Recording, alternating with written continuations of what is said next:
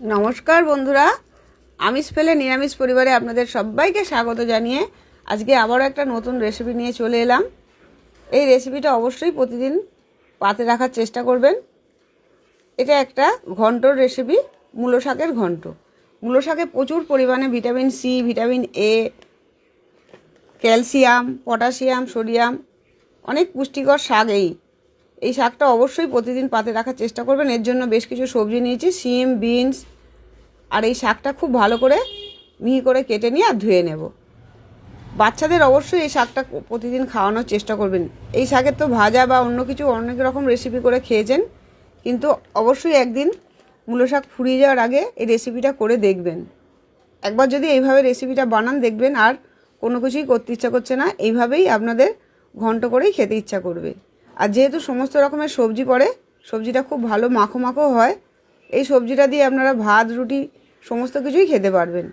সমস্ত শাকটা কাটা হয়ে গেছে, শাকটা কেটে নিয়ে ধুয়ে নিয়েছি, আর সবজিগুলো কেটে ধুয়ে নিয়েছি। শিম, বিনস, আলু, বেগুন এগুলো সমস্তই ছোটো ছোটো টুকরো করে কেটে ধুয়ে নিয়েছি। আর এই সমস্ত মশলাগুলো লাগবে।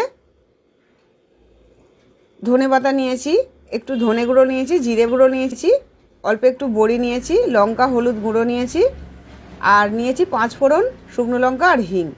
আর এখানে নুন চিনি তো নিয়েছি, আর একটু নিয়েছি সর্ষের তেল। তেলটা খুব ভালো করে গরম করে নেব। গরম করে আমি বড়িগুলো ভেজে নেব। বড়িগুলো একটু ভাজা ভাজা করে নেবেন। আর যদি বাজারের বড়ি হয় তাহলে বড়িটা প্রথম থেকে দেবেন। আর যদি দেখেন যে বড়িটা খুবই নরম, তাহলে আমি যেরকম শেষে ব্যবহার করেছি বড়িটা, সেরকম সবজিটা হয়ে গেলে তারপরেই বড়িগুলো দেবেন। বড়িগুলো ভেজে তুলে নিয়ে ওই তেলের মধ্যে সমস্ত সবজি আমি একে একে ভেজে নেব। সামান্য একটু লবণ দিয়েই সবজিগুলো ভেজে ভেজে নেব। প্রথমে বিনস দিয়ে দিলাম আর সিমটা দিয়ে দিলাম। বিনস আর সিমটা একটু ভাজা ভাজা করে নিয়ে তারপর এর মধ্যে আমি আলু আর বেগুনগুলো ভেজে নেব। একটু লবণ দিলাম, এখন কোনো প্রকার মশলা দিলাম না, একটু লবণ দিয়েই ভাজা ভাজা করে নেব। সবজিগুলো একটু ভাজা ভাজা করে নিলে দেখবেন যে কোনো রান্নার টেস্ট খুব ভালো আসে। এবার আলুটাও দিয়ে দিলাম। আলুটাও এরকম মিনিট 2 একটু ভাজা ভাজা করে নেব। সবজিগুলো ভাজা হলে দেখবেন রান্নাও খুব তাড়াতাড়ি হয়ে যায়। বেগুনটাও দিয়ে দিলাম, আরও একটু লবণ দিয়ে দিলাম যাতে বেশি তেল না ছিটকে তাড়াতাড়ি ভাজা হয়ে যায়।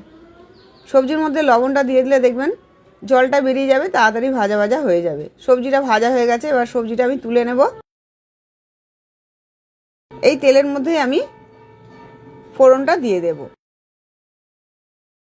এর মধ্যে 5 ফোড়ন দিলাম, হাফ চামচ, আর একটা শুকনো লঙ্কা ছিঁড়ে দিয়ে দিলাম। সামান্য একটু 1 পিঞ্চের মতন হিং দিলাম, যেহেতু নিরামিষ রান্না। একটু দিয়ে দিলাম আদা বাটা।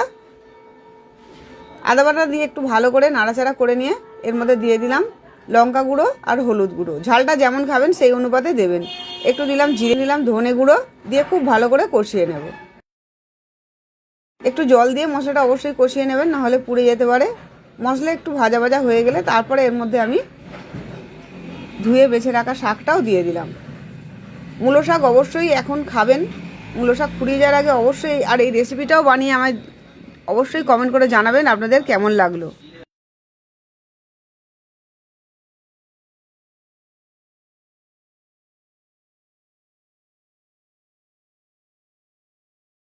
শাকটা খুব ভালো করে লবণ দিয়ে নাড়াচাড়া করে নেব।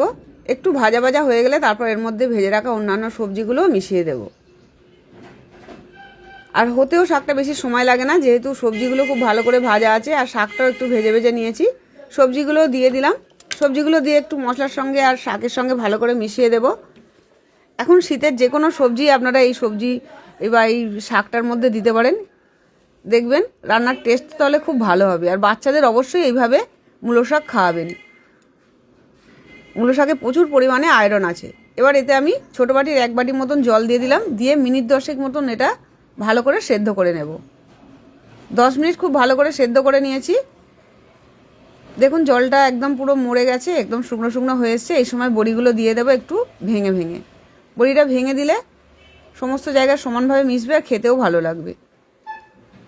এইভাবে অবশ্যই এই রেসিপিটা বানাবেন। ভালো লাগলে লাইক শেয়ার করবেন। একটু চিনি দিয়ে দিলাম। চিনি বা গুড় অবশ্যই একটু দেবেন। শাক বা যে কোনো সবজিতে চিনি বা গুড় দিলে স্বাদের ব্যালেন্সটা খুব ভালো হয়। 1 মুঠো দিয়ে দিলাম ধনে পাতা। দেখুন শাকটা কত সুন্দর মাখো মাখো হয়ে গেছে। গরম ভাত থাকলে তার সঙ্গে যদি রেসিপিটা থাকে দেখবেন আর কোনো কিছুই লাগছে না। যে কোনো নিরামিষ দিনে অবশ্যই রেসিপিটা বানাবেন। মূলো শাকে প্রচুর পুষ্টিকর গুণ আছে, রক্তাল্পতা দূর করে, প্রচুর আয়রন আছে, হজম শক্তি বাড়ায়। ডায়াবেটিস রোগীদের পক্ষেও ওই শাকটা খুব উপকার। আর এতে থাকা ভিটামিন এ, ভিটামিন সি বাচ্চাদের জন্য খুব ভালো। ক্যালসিয়াম, পটাশিয়াম সমস্ত পুষ্টিকর প্রোটিন, ভিটামিন এই শাকের মধ্যে আছে। অবশ্যই মূলো শাক ফুরিয়ে যাওয়ার আগে এই রেসিপিটা বানাবেন। ভালো লাগলে লাইক শেয়ার করবেন আর সাবস্ক্রাইব করে আমার পাশে থাকবেন। আবার ফিরে আসবো এরকম নতুন নতুন রেসিপি নিয়ে। সুস্থ থাকবেন, ভালো থাকবেন, নমস্কার।